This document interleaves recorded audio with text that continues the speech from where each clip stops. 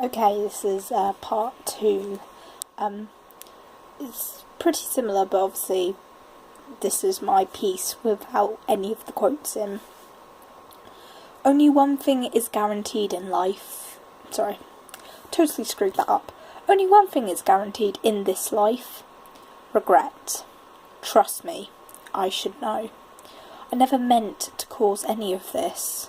How was I to know the consequences of my actions, or what I was capable of? At least my failure taught me something useful. Our mistakes can help us grow or destroy us. Well, mine definitely broke me. My life has just been a never-ending road of torture. At every turn I made the wrong decisions, the only scenery blurred by my tears. A friend of mine once told me, "You'll lose the fight if you allow yourself to cry," but I never believed him, as I knew he discreetly wiped away his tears. He made my world complete. Despite all his flaws, I could never replace him. He was the only one who seemed to give a damn about me. On the brink of succumbing to the darkness within me, he tried to save me by saying, "This prophecy has haunted you for so long, you can't give in now." Perhaps he was trying to make a point that his courage was enough to shield me, but I no longer cared what happened to me. I allowed his words to ride away on the wind. That night it consumed me, and I lost the last tattered shreds of my remaining humanity. Life became much more colourful for me then. I don't know how to justify my reasons for giving up. Maybe I allowed it to take over as I needed to learn more about that side of myself, and it opened my eyes to a realm that no one normal could have ever noticed. It offered me an escape. I had lost everything and everyone. Nothing could have kept me there. In this new world I discovered that no conscience meant no remorse. There were millions of us, all with a past so pitiful that it would make the stoniest of people weep. Sometimes, when I grew tedious of listening to the same dreary tales that were spoken with such fiery passion that it would frighten me, I would visit my hometown. This is where I would do whatever the hell I wanted. I would break shop windows and manipulate people's emotions by simply touching their shoulder. Of course I could get away with it. No one could detect me even if they wanted to. Surprisingly, on these mischievous sprees, I would sometimes recall the last whispered words of my mother, "Prove them wrong." Sadly, I proved them right, as an animal instinct seemed control.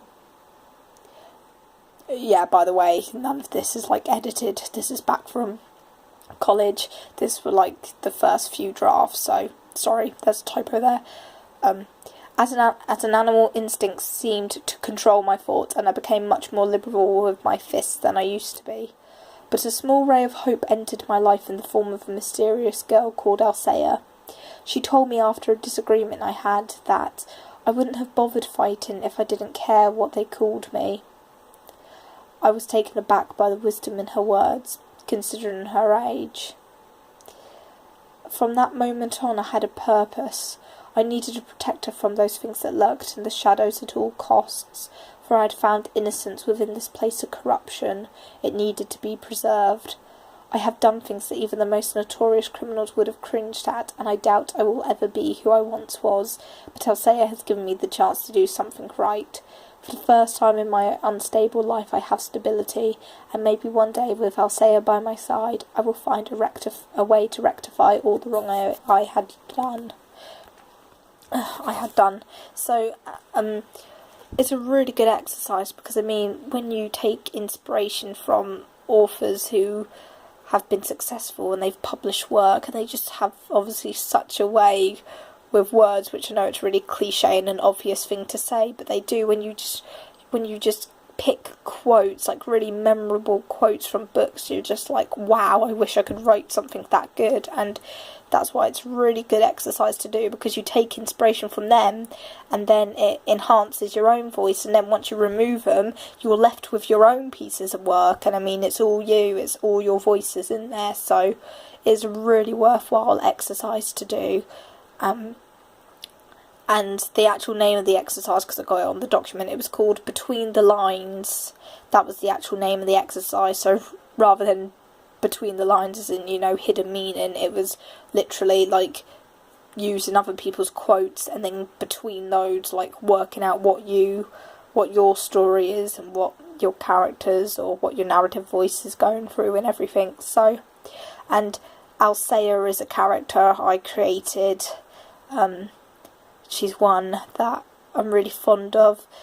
She's like one of my, what I like to call my cinnamon roll. She's one of my cinnamon roll characters, and I'm looking forward to the day when I get to write her. I know which novel I'm planning to put her in, and I would really look forward to writing her character, because she is just adorable. I've used her in fan fiction as well, like supernatural fan fictions I write to like develop her character, and that's the same with Celeste. And this story was kind of it was inspired by my character Celeste. It was kind of from her point of view. So yeah, fun times. If anyone's watched this, thank you, and I'll see you in the next video. Bye.